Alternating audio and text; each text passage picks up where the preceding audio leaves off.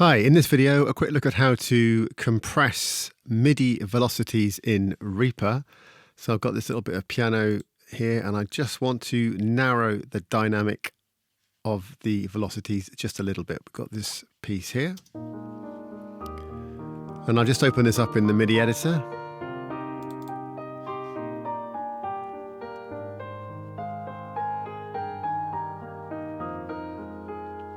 So if I wanted just to squeeze the velocity so the quieter notes are brought up a little bit and the loudest notes are brought down a little bit, we can do that with compression. And you can see the velocities in this lane here.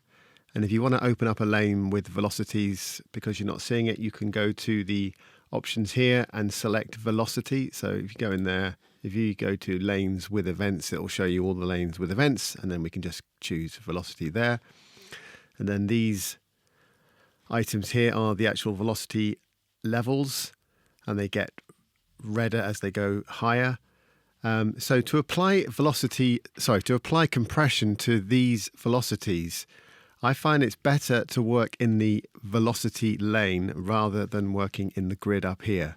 So to compress these velocities, I'm going to first of all select all of them. So I'm going to right click in a space, select all events in this lane. So that's all of those velocities attached to all of these notes here. And then all I'm going to do is right click in a space again, go to event properties. It's already selected note as the type, that's fine. And then to get let's try quite a hard compression. So let's try 4:1. So to get 4:1, we can just times by 0.25 or divide by 4. If you apply that, you'll see these velocities will come down and these very quiet ones will come up and the whole thing will go down. So let's just apply that. So we get that, and then we can grab all of those velocities and then just drag them up a little bit.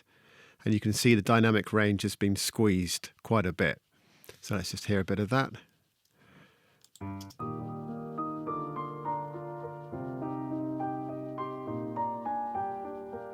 A bit too much, really.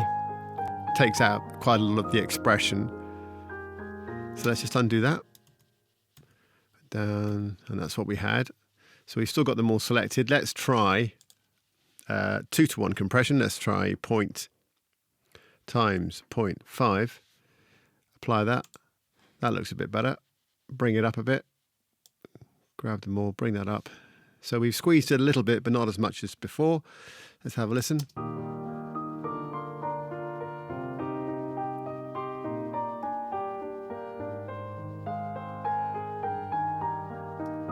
Perfect. I've just found that if you try and do this by right-clicking in the grid here and selecting the event properties and then working in this box here, when you're out of the grid, then you get some strange artifacts and other items being added in. It doesn't work very well. It's better to work down, I find, in the velocity lane here.